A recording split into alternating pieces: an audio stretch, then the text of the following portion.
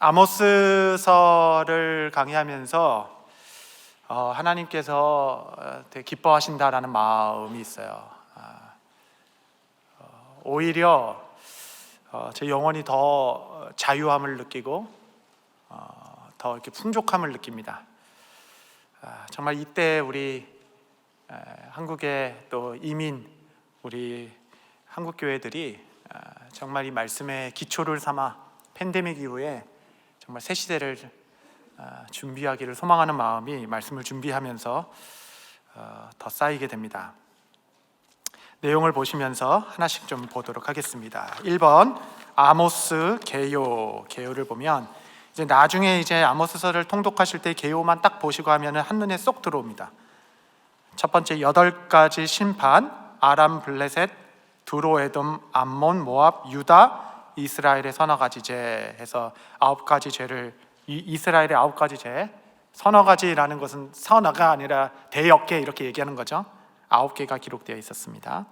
함께 다뤘고 그 다음에 3장부터 6장까지는 아모스의 설교가 나옵니다. 3편의 설교가 연달아 나와요. 3장, 4장, 5장 나누다 보면 이스라엘의 현재가 이렇고 과거는 이랬으며 앞으로는 이렇다 이렇게 하게 되어 있고 5장 마지막 결론 부분에 심장이라고 하는 24절이 결론적으로 나와 있는 것입니다. 그런 다음에 5가지 환상을 이야기하는 겁니다. 메뚜기, 불, 다림줄, 여름실과 문지방. 근데 이제 다음 주는 마지막으로 이 다림줄에 대한 환상만 좀 지켜보면서 실제적으로 우리 삶을 좀 재단해보는 시간을 좀 가져보려고 하는 것이죠.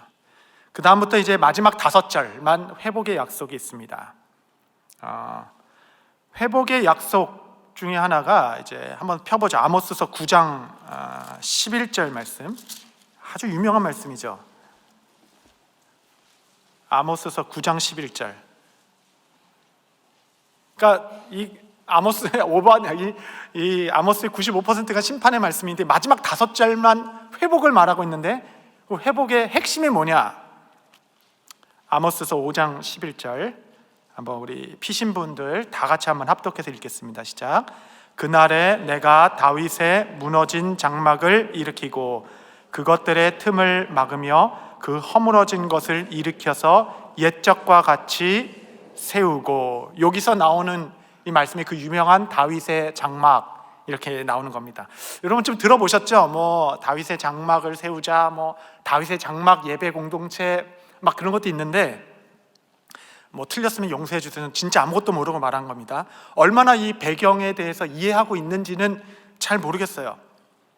그러니까 다윗의 장막을 다시 세우자라는 것은 뭐냐면 무너진 예배를 다시 세웁시다 이렇게 얘기하는 겁니다. 그러니까 아모스서의 결론에 가면 우리는 깨닫게 되는 거예요. 하나님께서 너 이제 예배 드리지 마, 제사 드리지 마, 절기 챙기지 마, 베델도 가지 마, 너 이렇게 나오지 마 라고 이야기한 이유는 예배를 드리지 말라는 것이 아니라 진정한 예배를 드리자, 무너진 이 제단의 장막을 다시 세우자, 그거에 대한 하나님의 부르심 아니겠습니까? 5장 23절, 아모스서 5장 23절 한번 펴보시겠습니다. 5장 23절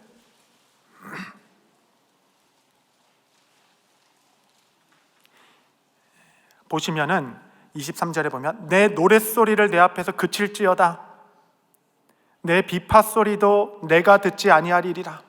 이제 찬양 멈춰라, 아무도 찬양하지 마. 이사야서에서 말하는 것처럼 너희의 제사가 내게 버겁다. 버겁다. 여러분 이제 인생 살아가시면서 어떤 사람이 좀 버거운 분 계시죠? 버겁다, 버거워. 하나님께서 이제 너희 예배를 내가 웬만하면 받아주겠는데 너무 버겁다. 찬양 노랫소리를 멈춰라. 이 멈추라는 것이 하나님의 마음이 아니라 9장 11절에 다윗의 장막, 그 찬양의 예배, 다윗이 기뻐했던 찬양, 레위인들로 찬양대를 만들어서 우렁차게 하나님을 찬양했던 그 찬송의 그 장막을 다시 세우자. 이것이 아모스의 비전이죠. 그렇다면 다윗의 장막이라는 그 비전을 품고 우리가 해야 될 게 뭡니까? 정말 좋은 찬양팀을 만들어야 되나요? 아니면 뭐 예배 시간 늦지 맙시다. 우리가 더 이런 어떤 예배 캠페인, 우리가 도대체 뭘 해야 하나요? 그 내용 전체가 아모스서에 들어가 있는 겁니다. 그것은 예배의 어떤 형식이나 어떤 그 모양을 얘기하는 것이 아니라 예배와 삶이 분리된 그 삶을 얘기하는 것 아니겠습니까? 그러니까 다윗의 장막을 만들자라는 것은 이제 소위 좋은 찬양팀 만들자라는 것은 아니죠. 분명히 예배를 다시 진정으로 기쁘게 주께서 받으시는 예배가 되도록 너의 삶을 이야기하고 있는 겁니다. 그래서 다시 이제 다윗의 장막을 다시 세우자, 이런 어떤 구호를 한다면 마땅히 어떤 화려한 예배를 추구하는 게 아니라 정말 진실한 삶을 추구하는 공동체라는 의미인 겁니다. 아마 다 그럴 거예요. 하는 것일 겁니다. 제가 몰라서 이렇게 얘기하는 거죠. 참된 예배를 다시 세우자. 주께서 그때 받으셨던 기쁨의 찬양이 되도록 우리의 삶을 돌아보자. 이 종교와 일상이 이혼한 상태로 살아가는 자와 같이 있는 우리의 삶을 돌아보는 것이, 공의와 정의를 물같이 강같이 흐르게 하는 것이 다윗의 장막을 다시 세우는 일이다. 이렇게 정리할 수 있겠습니다. 그래서 설교의 내용을 좀 보면 아모스의 10장, 5장만 보도록 하겠습니다. 이제 여러분, 히브리 성경은 장절이 없습니다. 원래 장절이 없어요. 그냥 쭉 써 있는 겁니다. 장절은 나중에 우리를 위해서 한참 후대에 그냥 붙인 거예요. 그리고 히브리어는 감탄사, 느낌표 이런 것이 없어요. 그래가지고 이 글로 써 있는 이 말씀을 강조하기 위해서 쓰는 가장 대표적인 그 문학 기법이 있습니다. 그것이 바로 교차 대꾸법이라는 거예요. 교차 대꾸법. 여러분, 이 성경 읽으면서 왜 이렇게 같은 내용이 반복되지? 그런 거 느끼지 않으세요? 아브라함의 죄랑 이삭의 죄랑 똑같잖아요. 똑같은 거 왜 두 번 쓰지? 똑같은 말이 두 번씩 계속 써 있는 샌드위치 구조를 갖고 교재를 보시면 A의 전반부, 5장의 전반부와 후반부가 있는데 A와 A-가 똑같습니다. 한번 확인해 보죠. 아모스서 5장 1절에 보면 이스라엘 족속아, 내가 너희에게 대하여 애가로 지은 이 말을 들어. 애가, 그렇죠? 애곡하는 노래로 시작하는구나. 5장 16절 보시면 그러므로 주 만군의 하나님 여호와께서 이와 같이 말씀하시기를 사람이 모든 광장에서 울겠고 모든 거리에서 슬프도다 하겠으며 농부를 불러 애곡하게 하며 울음꾼을 불러다가 울게 할 것이며. 시작이 애가로 시작해서 마지막에 애가로 끝나죠. A와 A- 같은 구조입니다. 그 다음 B가 있죠. B는 뭐냐면 권면이에요. 6절에 보면 너희는 여호와를 찾으라 그리하면 살리라. 권면. 샌드위치 구조가 있습니다. 14절 보시면 B 다시죠. 너희는 살려면 선을 구하고 악을 구하지 말지어다. 이게 똑같은 내용이죠. 그럼 A, B, B가 있다면 정말 히브리 문법에서 강조하는, 이제 이렇게 옛날 그런 거 있었잖아요. 다 잊어버렸네. 성문기초 연구 다 잊어버렸네. 뭐였죠? 하여튼 투부정사 그런 거 있잖아요. 모르겠어. 기억이 하나도 안 나네. 강조하고 싶은 게 C인 겁니다. 중간에 가장 핵심, 그 핵심이 바로 7절에 있는 겁니다. 정의를 쓴쑥으로 바꾸며 공의를 땅에 던지는 자들아, 이 말을 하고 싶은 거예요. 후반부 5장에도 똑같은 A, B, B가 있죠. C가 24절입니다. 오직 정의를 물같이 공의를 마르지 않은 강같이 흐르게 할지라. 여러분, 이렇게 나오는 겁니다. 그래서 아모스 설교 3장, 4장, 5장 전체를 합하면 24절 정의를 물같이 공의를 강같이 흐르게 하라 라고 이야기합니다. 그런 큰 구조 안에서 이제 내용을 좀 보고 싶은 겁니다. 3번, 여호와를 찾는 길이 무엇인가?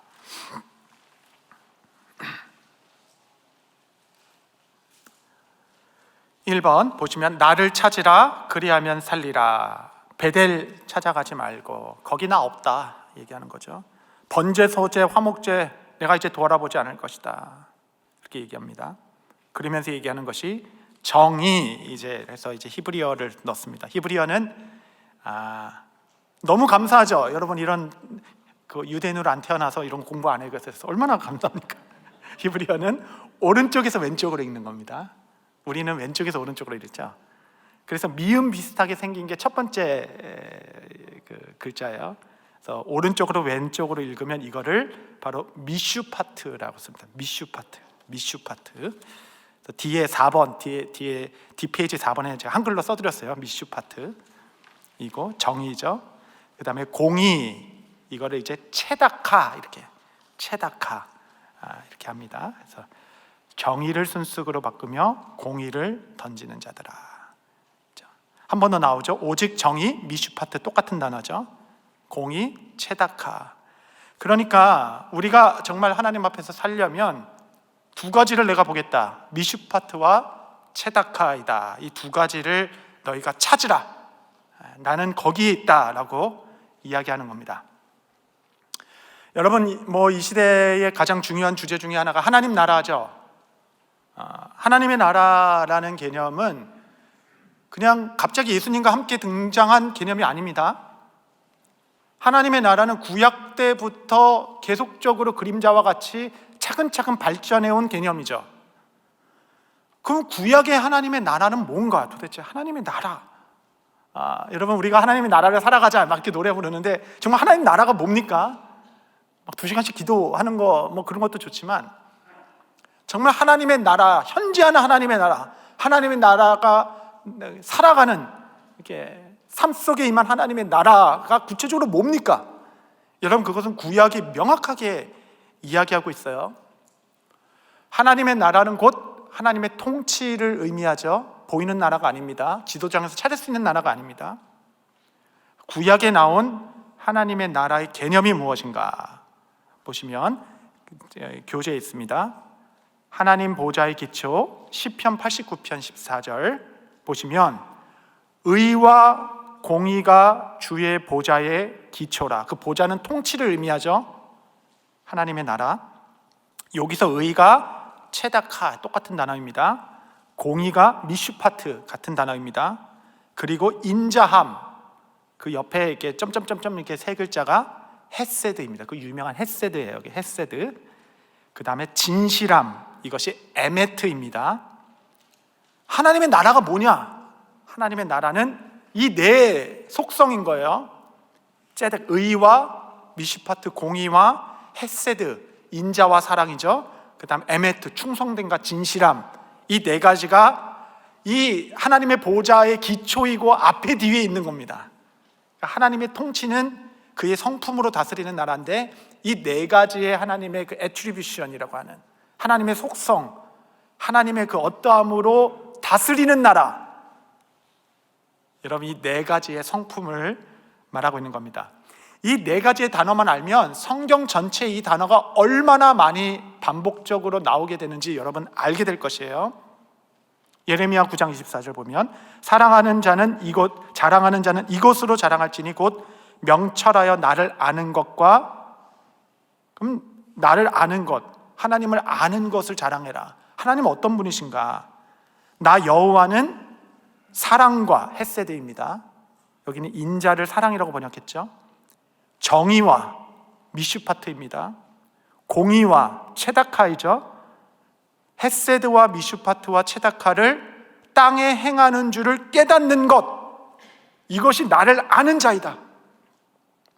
나는 이 일을 너무너무 기뻐한다. 여호와의 말씀이니라. 여러분, 똑같은 반복이죠. 너무너무 많아서 그 중에 대표적인 것만 제가 추린 겁니다. 3번 하나님의 다스림. 이게 하나님 나라니까 하나님 다스림 도대체 뭔가? 이사야서 16장 5절에 보면 다윗의 장막에 인자함으로 헤세드, 왕위가 굳게 설 것이요 그 위에 앉은 자는 충실함으로 에메트로 판결할 것이며, 정의를 구하며 미슈파트, 공의를 신속하게 행하라 체데카. 여러분, 정말 계속 반복적으로 하나님께서 다스리는 그 나라, 그 특징을 네 가지 단어 헤세드, 에메트, 미슈파트, 체다카이다. 아브라함은 왜 부르셨나요? 여러분, 하나님께서 아브라함 왜 부르셨나요? 언약적으로 얘기하면 믿음의 그리스도의 자손이고, 물질적으로 얘기하면 땅을 주겠다라고 부르셨는데, 하나님께서 그의 생애에 볼 수 있는 그의 부르심을 말씀해 주신 말씀이 창세기 18장 19절, 내가 그로 그 자식과 건숙에 명하여 여호와의 도, 여호와의 길로 걸어라. 그 길이 무엇이냐면 의라고 번역했습니다. 체닥하죠. 공도라고 번역했습니다. 미슈파트를 행하게 하려고 그를 택하였나니 이는 나 여호와가 아브라함에게 대하여 말한 일을 이루려 함이라. 내가 갈대아 우르에서 그 우상 숭배하는 가정에서 아브라함 왜 불렀냐면 체다카와 미슈파트 이 정도를, 이 정의를 행하게 하려고 그를 불렀다. 여러분, 그 가나안 땅이라는 땅은 이 구체적인 하나님의 부르심을 실제적으로 행하는 어떤 삶의 현장에 불과합니다. 여러분, 미슈파트와 이 체다카가 이루어지지 않으면 그 약속의 땅은 더 이상 의미가 없죠. 아브라함과 이스라엘의 정체성은 땅이 아니라 미슈파트와 체다카였습니다. 이것을 행하기 위해서 내가 따로 불렀기 때문에 그런 것이죠. 하나님의 다스림은 이 네 가지 성품을 이야기하는 겁니다. 이 네 가지를 행하면서 살아가는 것이 하나님의 나라를 이루며 살아간다라고 구약적 이해 가운데 우리가 정할 수 있죠. 단어 하나씩 보도록 하겠습니다. 하나님 나라의 기초, 이 네 가지가 뭔가? 1번 보시면, 5번에 맨 밑에 보시면 체다카, 이제 보시면 영어로 righteousness라고 불러오는 의와 공의, 뭐 워낙 그냥 단어들이 버라이어티하게 아주 번역이 됐기 때문에, 창세기 15장 6절에 아브라함이 여호와를 믿으니 여호와께서 이를 그의 의로 체다카로 여겼다라고 이렇게 나옵니다. 여기서 말하는 체다카는 이제 로마서 4장에 나오는 칭의의 개념의 체다카입니다. 아브라함이 그를 믿으니 영어로는 it, 여기서 이를 영어로 it이죠. 그 믿음을 의로 여겼다. 그렇게 해서 이제 칭의 교리가 만들어진 것 아니겠습니까? 그러니까 이 체데카라는 이 성품은 무엇이냐면 어떤 행위로 의로움을 받든다라는 것이 아니라 정말 여호와 하나님을 믿는 그 믿음, 그러니까 하나님께서 다스리고 계시다라는 그 믿음을 내가 의롭게 여긴다.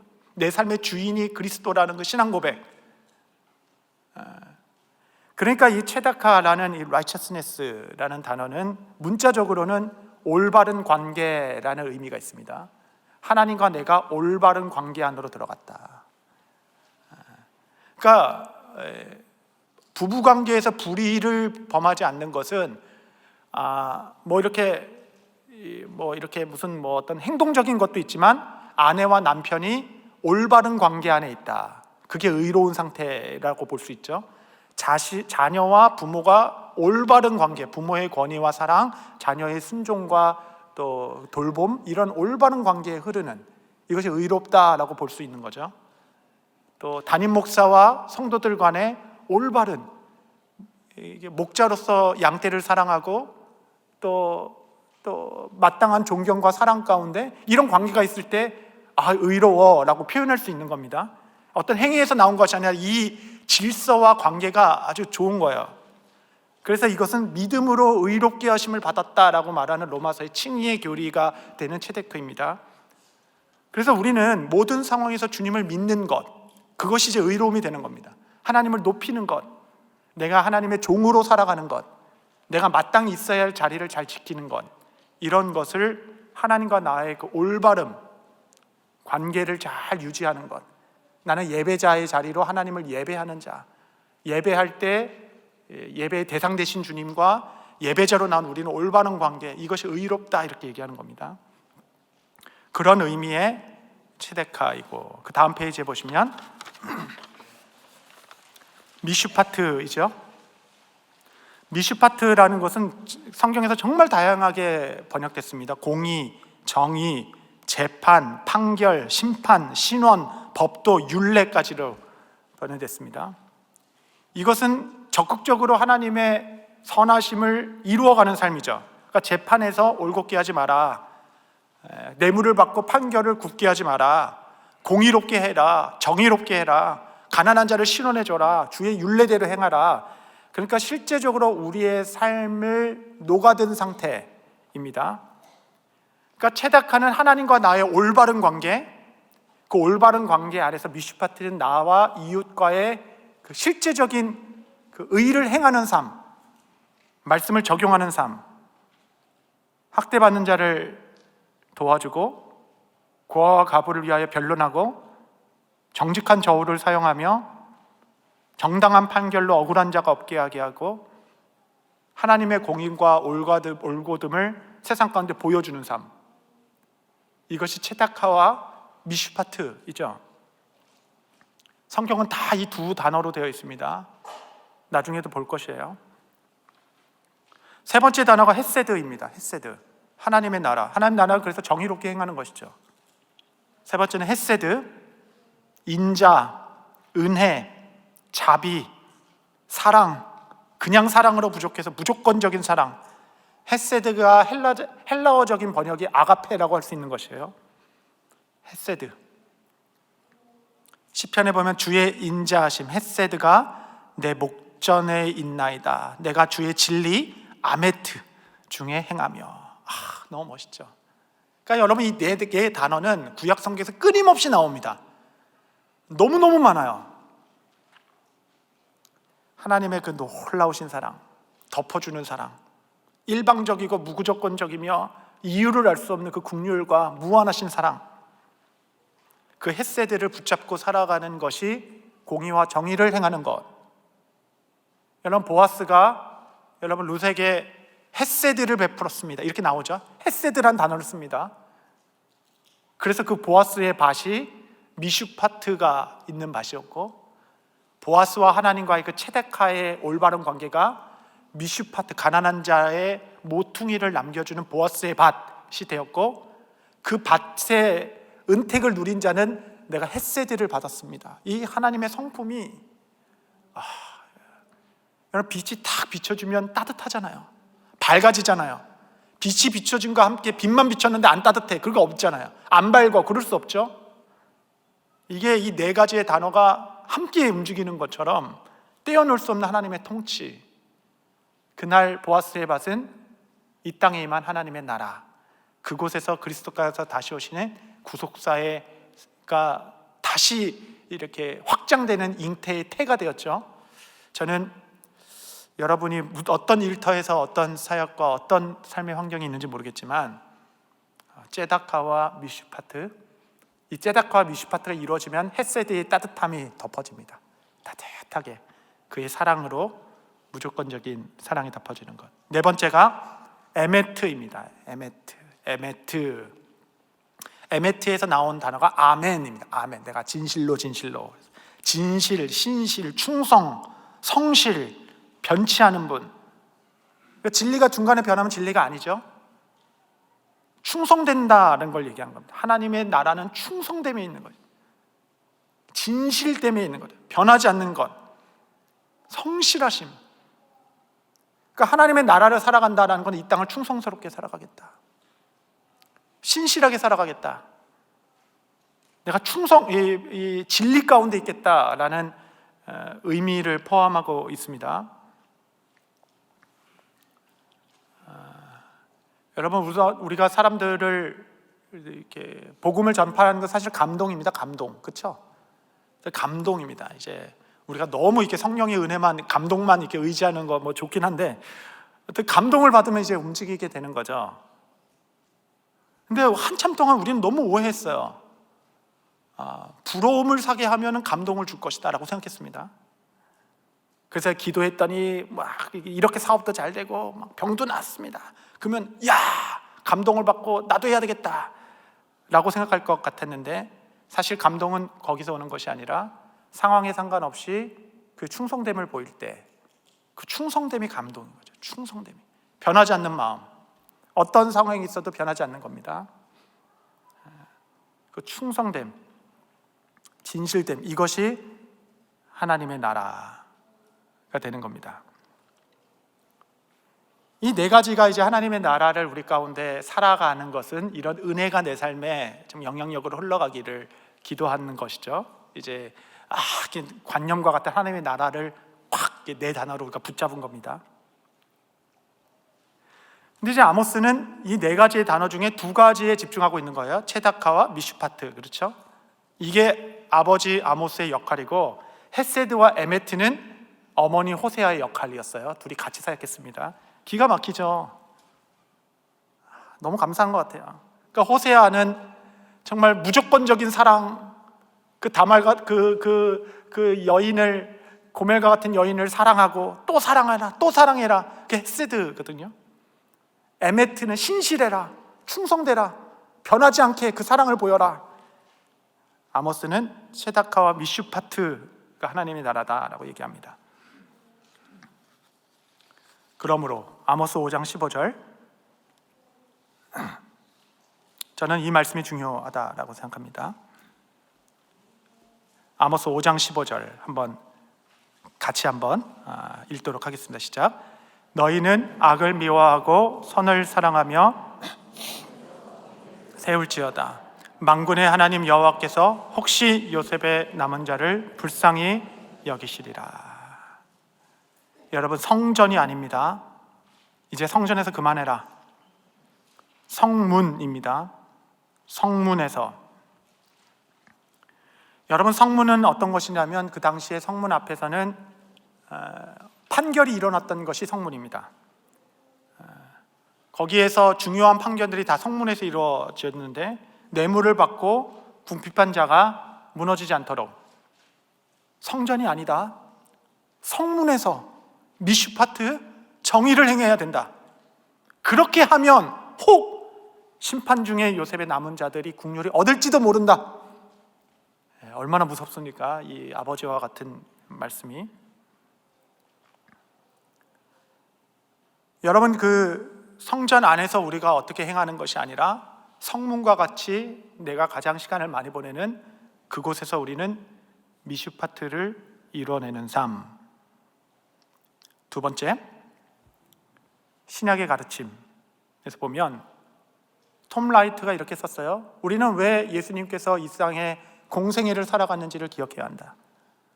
그리스도의 십자가를 넘어 그가 이 땅 가운데 삶으로 보여준 복음서를 우리는 더 중요하게 생각하여 균형을 맞춰야 한다. 이렇게 이야기했죠. 복음서. 여러분, 예수님께서 이 땅에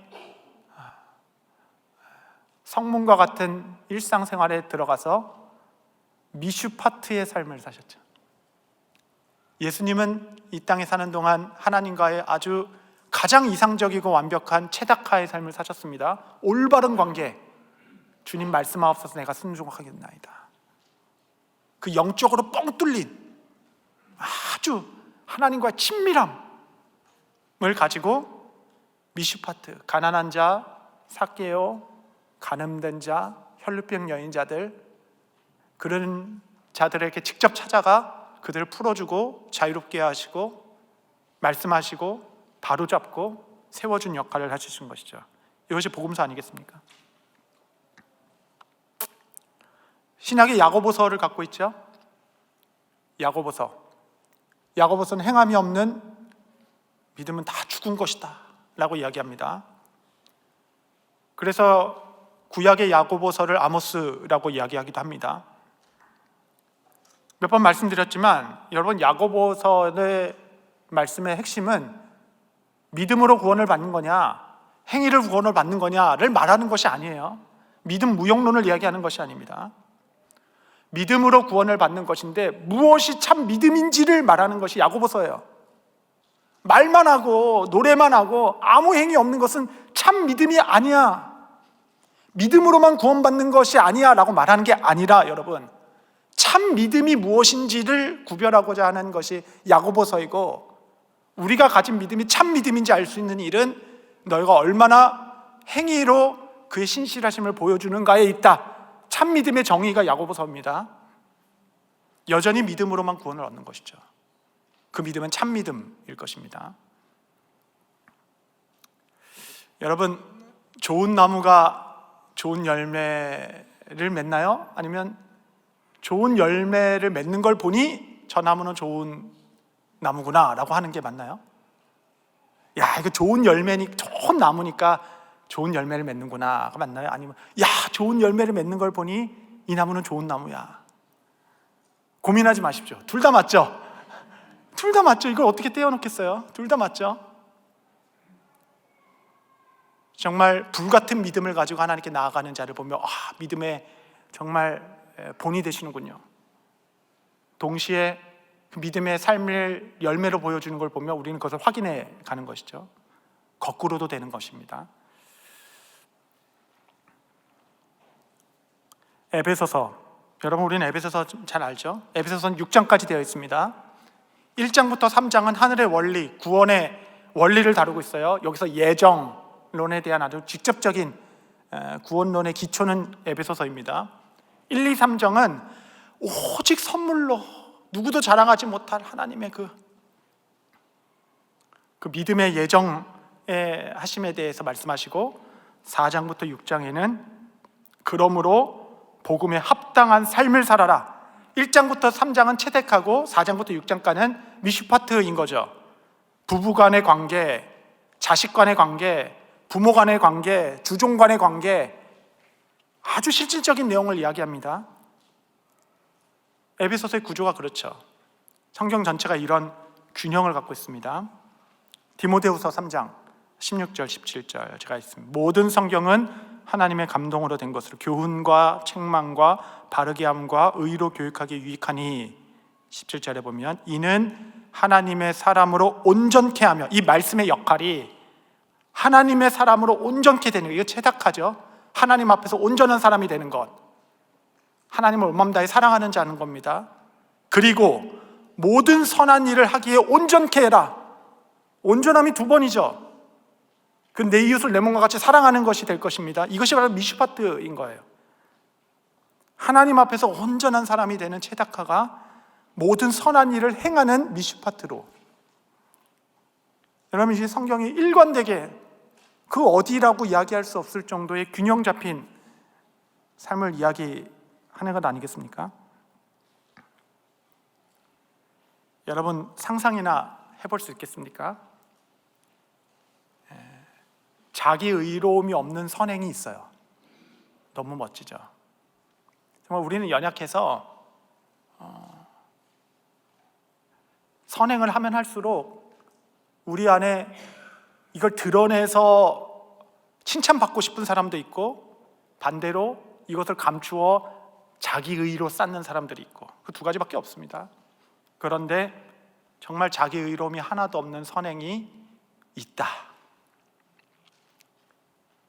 여러분, 분노가 없는 정의가 있다라는 것을 좀 상상이나 해보시나요? 정의를 이루겠다는 사람은 다 이렇게 분노에 차 있어요. 뭐가 이렇게 화나 있어 항상. 분노가 없는 정의, 정말 이런 나라 가능합니까? 조건 없는 사랑이 정말 세상에 가능하나요? 아무 조건 없는 헤세드, 사랑의 조건이 없이 덮어주고 용납해주고 조건 없는 사랑, 상황에 영향받지 않는 충성. 당신이 나에게 어떻게 하는과 상관없이 나는 충성하겠습니다. 상황이 어떠한 상관없이 나는 충성하겠습니다. 다니엘의 세 친구처럼 그리 아니하실지라도 나는 하나님께 감사하겠습니다. 상황에 영향을 받지 않는 신실함과 변하지 않는 충성. 여러분, 이 네 가지가 그리스도께서 우리 가운데 먼저 보여주신 그 사랑의 충만함, 그 체데카, 하나님과의 그 충만하고 영적인 관계를 통해서 세상 가운데 자기 의로움 없는 선행, 정말 하나님을 경외하는 사람은 자신의 어떤 업적과 선한 일들을 마치 자신의 수치를 감추듯이 감춥니다. 여러분 얼마나 부끄러움을 꽁꽁 싸매고 있어요. 그 사람의 수치와 아픔을 끄집어내기까지는 한 3년 걸립니다. 3년이 뭐야? 그렇게까지 나 자신까지도 속아요. 그런데 자기의 선행과 그거를 수치를 감추듯이 감춥니다. 멋지죠? 하나님과의 체데카가 그런 미슈파트로 공의와 정의로 흘러가는, 분노가 없는 정의, 얼마나 감사한지.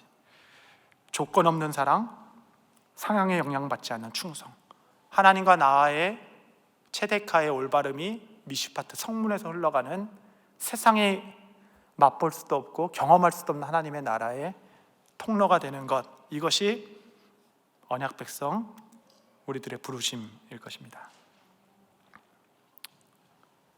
미가의 중심 메시지. 미가는 아모스와 동시대 유다, 남유다에서 사역했던 자입니다. 여기 아모스는 북이스라엘이죠. 남유다의 동일한 메시지를 그 시대에 하나님께서 계속 말씀하고 계신 거예요. 미가의 중심 메시지는 뭐냐? 6장 6절에서 8절 제가 읽겠습니다. 내가 무엇을 가지고 여호와 앞에 나아가며 높으신 하나님께 경배할까? 내가 번제물로 1년 된 송아지를 가지고 그 앞에 나아갈까? 여호와께서 천천의 순양이나 만만의 강물 같은 기름을 기뻐하실까? 내 허물을 위하여 내 맏아들을, 내 영혼의 죄를 말미암아 내 몸에 열매를 드릴까? 사람아, 주께서 선한 것이 무엇임을 내게 보이셨나니 여호와께서 구하시는 것은 오직 정의를 행하며, 미슈파트입니다. 인자를 사랑하며, 헤세드입니다. 겸손하게 내 하나님과 함께 행하는 것이 아니냐. 이 신금을 울리는 겁니다. 하나님의 성품을 살아내며 겸손하게 하나님과 그냥 동행하는 것. 5번에 보시면 아모스의 첫 번째 설교의 결론도 동일합니다. 이스라엘 자손들아, 여호와께서 너희에 대하여 이르시는 이 말씀을 들으라. 애굽 땅에서 인도하여 올리신 모든 족속에 대하여 이르시기를, 내가 땅의 모든 족속 가운데 너희만 알았나니 그러므로 내가 너희 모든 죄악을 너희에게 보응하리라 하셨나니 두 사람이 뜻이 같지 않은데 어찌 동행하겠으며. 같이 동행하자, 같은 뜻을 품고. 여러분, 몇 차례 같은 말씀을 드려 죄송합니다. 저는 이게 너무 중요하다고 생각해요. 교회를 병들게 하는 두 가지의 큰 세력이, 길이 있는 거예요. 하나는 소비자주의, 컨슈머리즘, 그래서 교회를 이렇게 쇼핑하듯이 그냥 누리기만 하고 이렇게 그런 웨스턴 컬처가 교회 안에 됐죠. 그래서 교회는 미국에 와서, 북미에 와서 기업이 되었다, 이렇게 얘기하죠. 그런 어떤 거친 바람이 있고, 이거에 반하여 한국 교회를 이끌어가는 또 다른 모토는 뭐냐? 사명지상주의. 이게 얼마나 무서운 건지 모릅니다. 사명지상주의.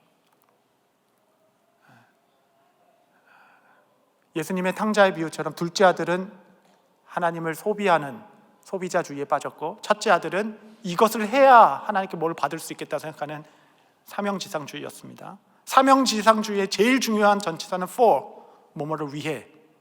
이때까지 우리가 하나님의 나라를 위해, 교회의 부흥을 위해, 또 성전 건축을 위해, 그 위에라는 그 전치사 하나에 인생을 다 걸고 얼마나 많은 과정을 다 얼마나 타협을 보고 한 겁니까? 사명지상주의. 하나님의 나라를 위해, 선교를 위해, 복음 전파를 위해, 거창하고 굉장히 좋은데 그것을 위하여 얼마나 우리가 많은 우리의 삶의 부분들을 타협하고 무시하고 지나간 일들이 얼마나 많습니까?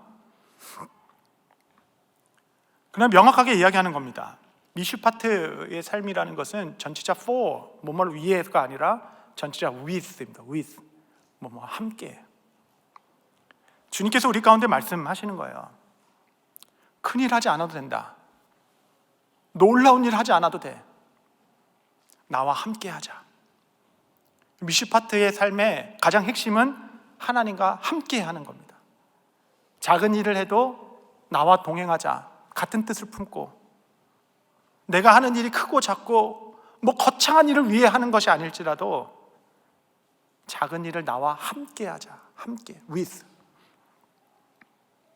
로렌스 형제가 그랬죠. 나는 오늘 하나님을 사랑하는 마음으로 계란 후라이를 뒤집었다. 뭐 짧은 구절인데 깊은 영성을 담고 있지 않습니까? 계란 후라이를 뒤집으면서 뭐 나라와 민족을 위해 뒤집었겠습니까? 교회 부흥을 위해 뒤집었겠어요? 주님과 함께 했습니다. 주님과 함께 모든 일을 겸손히 주와 동행하는 것이 아니냐. 이것이 바로 하나님께서 기뻐하시는 삶일 것입니다. 여러분 거창한 일을 하지 않아도 됩니다. 하나님의 나라를 위해 큰 일을 하겠다. 여러분 그렇게 하지 않아도 됩니다. 하나님과 겸손히 동행하는 삶. 그러므로 여러분이 네 가지 단어 제데카, 미슈파트, 헤세드, 에메트, 이 네 가지가 이루어진 것이 바로 그리스도의 십자가 아닙니까? 그리스도의 십자가는 하나님과의 그의 아들이 올바른 관계에 있음을 보여주는 통로가 되었고, 미슈파트 아니에요? 죄를 향한 분명한 심판, 공의로운 심판이 있었다. 그것은 헤세드의 현장 아닙니까? 조건 없이 나를 이렇게 사랑해 주셨다. 그것은 에메트의 현장이죠. 저만큼 충성하셨다. 끝까지 충성하셨다. 그의 마음을 변치 않으셨다. 그는 진리이시다. 그래서 십자가가 하나님의 나라가 된 것입니다. 여러분, 사순절을 보내는 우리가 정말 이 십자가 복음 붙들고 하나님 내게 주신 내 성문 안에서 큰 일은 하지 않더라도 주와 동행하는 정말 참된 예배를 드려, 결론은 이겁니다. 그래서 노래 부르지 마라, 제사 드리지 마라 라는 것이 아니라 다윗의 무너진 장막을 다시 같이 세우자. 같이 세워서 가슴 벅찬 예배. 그때 내가 그 예배가 버거운 게 아니라 얼마나 영화롭게 되었는지. 가슴 벅찬 찬양, 가슴 벅찬 경배, 하나님이 기뻐하시는 흠양하시는 예배. 우리 다시 다윗의 장막을 힘있게 세우자. 이것은 우리의 삶에 드려진 하나님의 나라를 갖고 오는 거죠. 하나님께서는 여러분의 손에 무엇이 들고 오는지 관심 없으십니다. 내가 무엇을 가지고 주께 경배할까, 뭐 갖고 오는지 관심 있지 아니하시고, 여러분이 누구인지 관심 있으시죠. 여러분의 삶에. 바라고 소망하기는 매주 드리는 예배마다 여러분의 삶을 가지고 주 앞에 나와 다윗의 장막에 참된 예배를 함께 드리는 복된 교회 된다면, 저기 뉴저지 북부 시골에 있는 작은 교회에서 하나님이 기뻐하시는 참 다윗의 장막에 아름다운 찬송이 울려 퍼진다면 주님께 영광이 되지 않겠습니까? 그런 복된 교회로 서가는 우리 모두 되게 되시기를 바랍니다. 우리 한번 찬양하도록 하겠습니다.